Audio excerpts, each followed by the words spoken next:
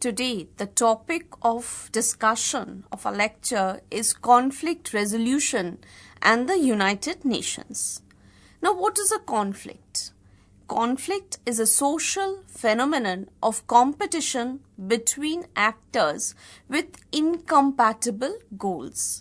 And conflicts have been taking place in history since the civilization has started, or maybe before that. Conflicts happen everywhere. It is a universal feature of human society. In any conflict, the conflicting sides try to augment their own interests. Systematic studies of conflicts have been undertaken by many thinkers.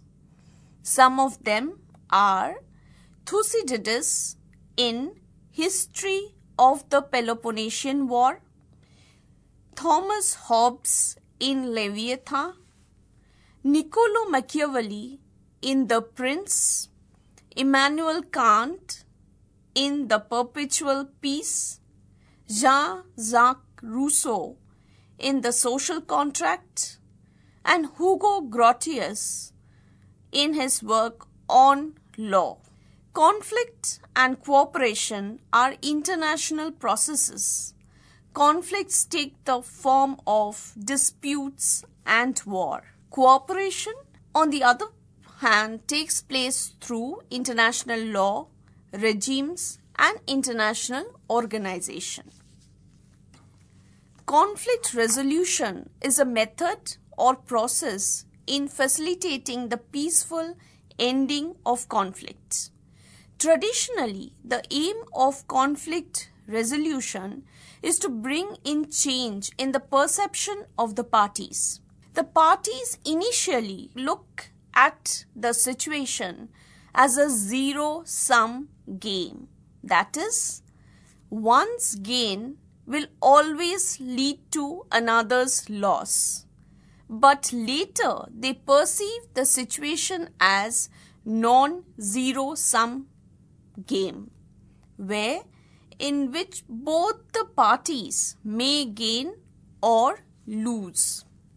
A third party intervention brings a change to the conflict pattern structure.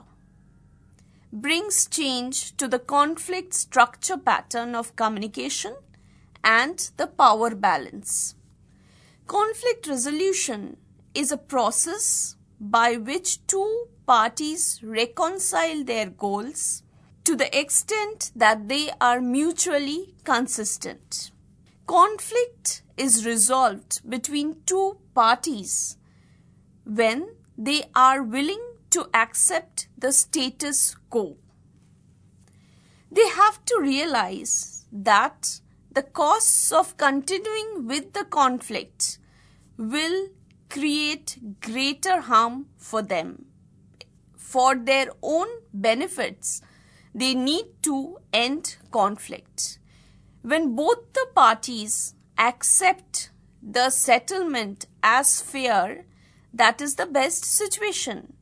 But there are hardly scenarios where both the parties are happy with the final outcome of conflict resolution. Process of conflict resolution covers from a range of activities including from talking to contesting parties to violent warfare. Here, warfare is a device for the resolution of conflict. Kenneth Boulding has stated that conflict resolution does not mean conflict elimination. This process of conflict resolution can involve costs, but it can involve benefits either to the conflicting parties or to some other groups. Conflict resolution involves conciliation or elimination of fundamental differences and grievances underlying a conflict. Now, conflict management is another very important aspect of conflict resolution. What is conflict management? Conflict management is controlling, limiting, and containing conflict behavior in such a way as to make it less destructive or violent. Conflict management may not necessarily eliminate the causes of conflict, but its success may help towards resolving it. When the parties of a conflict, for various reasons, are unwilling or unable to resolve their conflict, conflict management is the only option to make that conflict less violent and more tolerable. If the parties believe that the military means is the only way to solve the situation, then conflict management becomes difficult. Now, there are certain prerequisite conditions to be fulfilled before management of the conflict is possible. Number one, parties may need to realize that existing resources are inadequate for successful conclusion to war or escalation. There may be external constraints preventing the successful war and escalation. Sides may need to realize that the potential costs of escalating conflict will be greater than the benefits. Conflict resolution started in the 1950s and 60s. It was given a lot of importance during the Cold War period. The race for nuclear war emerged and there was always a threat of an imminent war. Tension between the two superpowers ran high. Conflict resolution started being studied as a general phenomenon in international relations, domestic politics, industrial relations, communities, or between individuals. By the end of the Cold War, the nature of the conflict resolution had transformed drastically. Relations between the two superpowers improved. Naturally, the ideological and the military competition which existed during the Cold War and which fueled several regional conflicts were no more there. In the 1990s, conflicts arose due to social changes. Violent and non-violent conflicts took place where marginalized sections of the society echoed their grievances, their exploitation. The power structure shifted. A life cycle of conflict sees several stages. Number one, it can start off with peaceful social change, to conflict formation, to violent conflict, then to conflict transformation, and finally back to peaceful social change. In this process, negotiation, mediation, conciliation, and some other processes can be utilized. Now, what is negotiation? It is a bargaining process between two or more parties seeking to discover a common ground and reach an agreement to settle a matter of mutual concern or resolve a conflict. What is mediation? Mediation is an intervention in a dispute in order to resolve it. Now, there is a use of an independent, impartial, and respected third party instead of option for litigation or arbitration in the process of mediation. Unlike an arbitrator, a mediator has no legal power to force acceptance of his decision, but relies on persuasion to reach to an agreement. What is the conciliation? Conciliation is the action of mediating between two disputing people or groups. It is the practice of bringing together the parties in a dispute with an independent third party so that the dispute can be settled through a series of negotiations.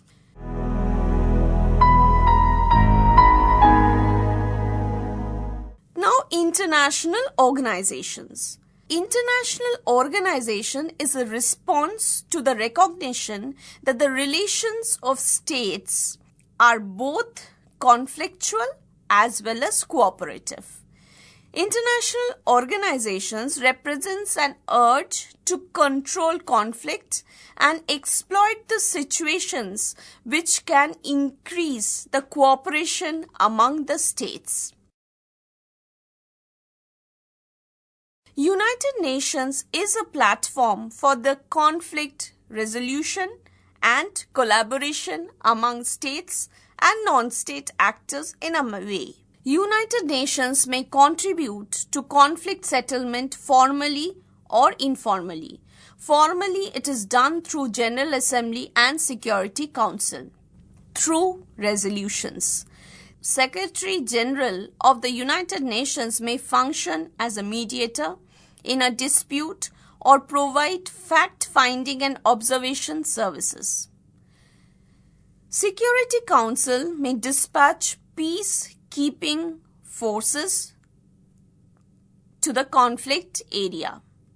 Informal methods are often non-public, such as the provision of good offices by the Secretary General to the parties. One of the important functions of United Nations is to reflect the turmoil, the tensions which are there in the world so that they can be handled efficiently and there is diffusion of any heated arguments. United Nations goal is to achieve peaceful conflict resolution with explicit expectation that peacemaking should follow whatever peacekeeping efforts which are being undertaken. Former Secretary General of the United Nations, Boutros Ghali, emphasized on peacemaking, peace building, and traditional peacekeeping.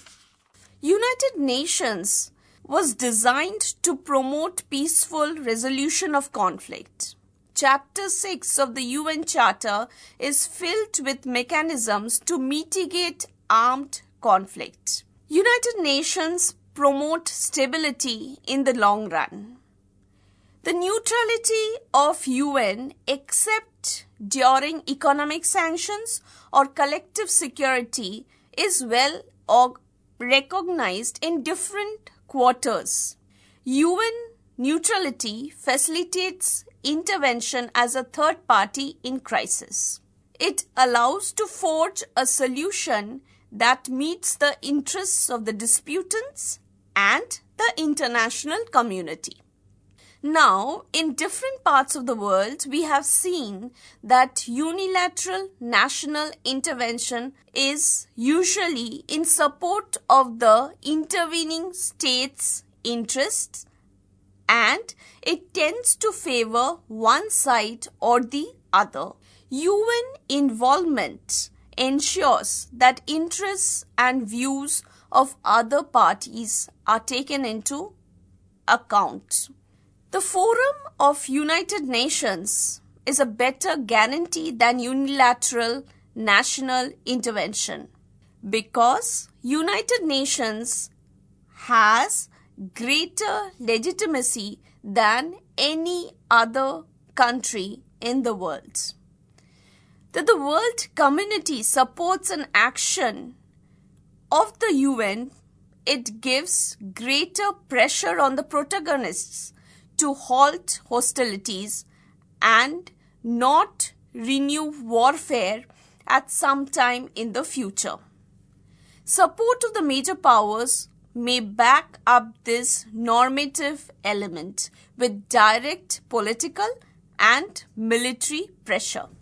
In the United Nations, the Security Council is the main organization which implements the objectives and principles of collective security, which is there in Chapter 6 of the Charter. The member states are obliged to give armed forces to the United Nations.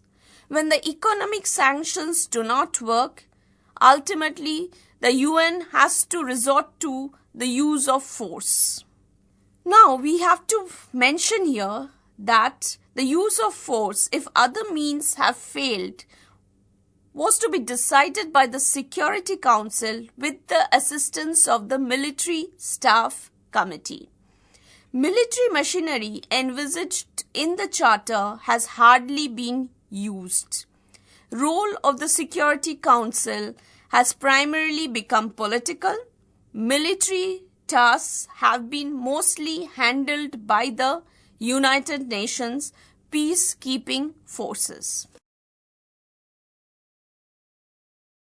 UN is primarily a reactive organization with limited capacity and political will for early warning or response. Considering that the disputes come to the United Nations only when they have passed some high threshold of severity. Prospects for long-term conflict resolution are probably easier or better if the intervention occurs in the earlier stages. Slowness of the deliberative process of the United Nations is another obstacle in proper conflict resolution.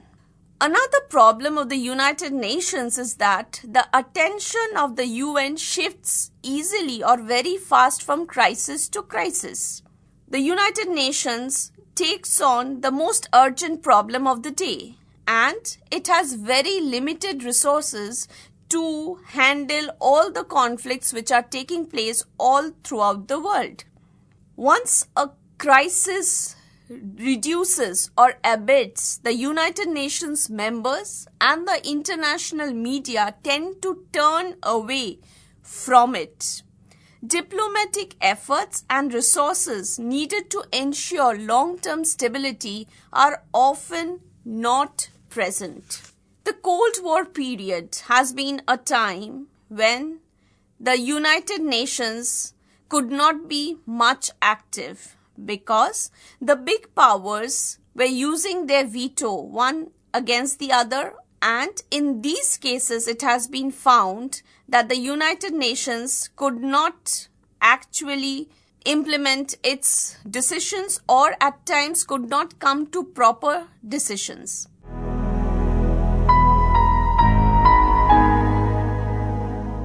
The failure of the United Nations in conflict resolution in the Cold War took place.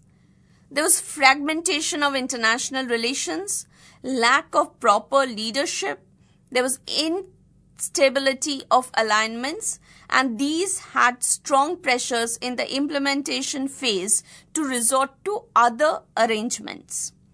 In the Middle East, United States has tried since Kissinger's shuttle diplomacy through Camp David Accords to Reagan's peace initiative of 1982 to manage relations between Israel and the Arab countries to its own advantage. This meant that the United Nations was constantly pushed aside. Soon, the Soviet Union tried to respond to US limitations by maintaining bilateral relations with a number of Arab countries. Rivalry between the two superpowers in the Middle East led to splits in the Arab countries. Each country tried to follow one superpower or the other. In another incident of independence of Namibia, the United Nations was not successful. The stubborn attitude of South Africa was preventing any conflict resolution. South Africa continued with its apartheid regime, and it made UN efforts futile. It continued with the delaying tactics.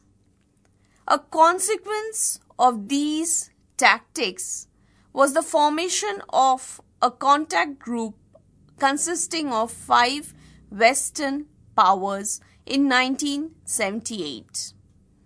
They failed to support independence of Namibia.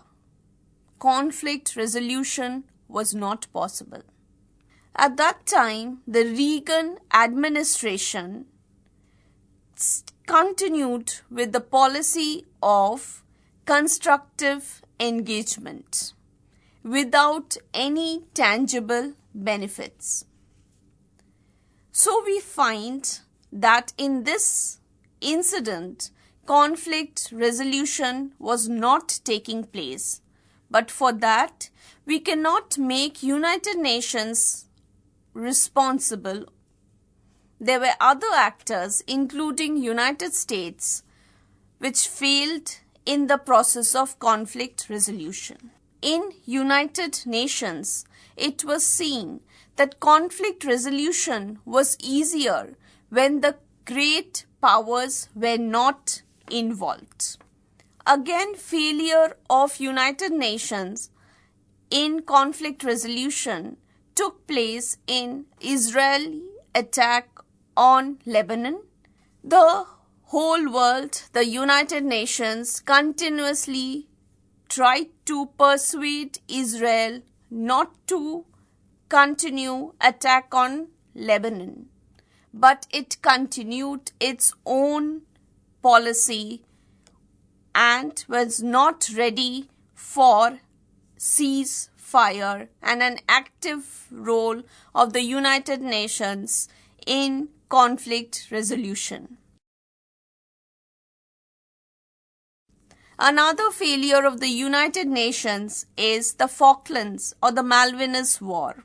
Demands of the UN Security Council for withdrawal of foreign troops from the islands was not heard properly by Argentina. Argentina continued with its policy. Efforts of the Secretary General to mediate the conflict went futile. Hence, the failure to resolve the conflict cannot be attributed only to United Nations. There were other external factors also which led to the failure of conflict resolution. Any serious effort to strengthen the role of the UN in the maintenance of collective security seems to require that the Secretary General should be given more latitude. The Secretary General has an intermediary role. Secretary General can send fact-finding missions to conflict areas by changing procedural provisions pertaining to the issue. And these fact-finding missions can provide information, or they can collect, process and store more information which can be utilized and which can facilitate the work of the Security Council on pacific settlement of disputes.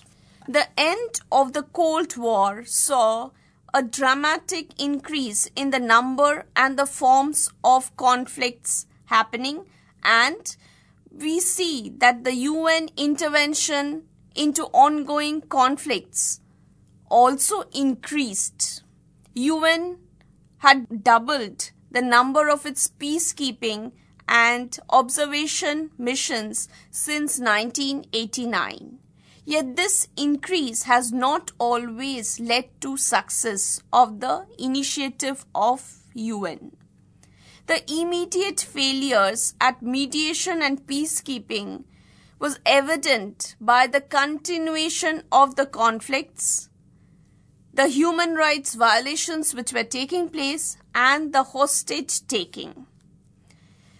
A long-term impact of UN intervention on conflict may be a failure. For example, United Nations observation mission in Angola in 1991 to 92 was very much successful in conducting an election. But soon we find civil war started there. So, in a manner, the short-term aim of the United Nations was successful because the elections were conducted quite well, quite peacefully. But the long-term goal of having a peaceful society was not successful in Angola because civil wars started soon after. Ernst has stated that United Nations can be effective in decreasing hostilities, limiting outside intervention in conflict, and scaling down rival claims. But it is less effective in achieving more ambitious goals.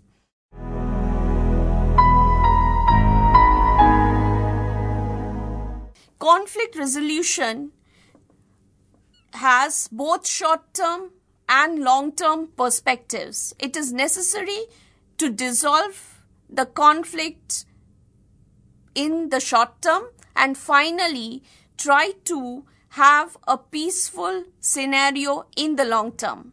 Conflicts are universal phenomena and it has been prevalent in history. In order to dissipate tensions, there is need for conflict resolution. Otherwise, these small skirmishes conflicts may lead to war. United Nations' most important success is that it has prevented another world war. A third world war did not take place.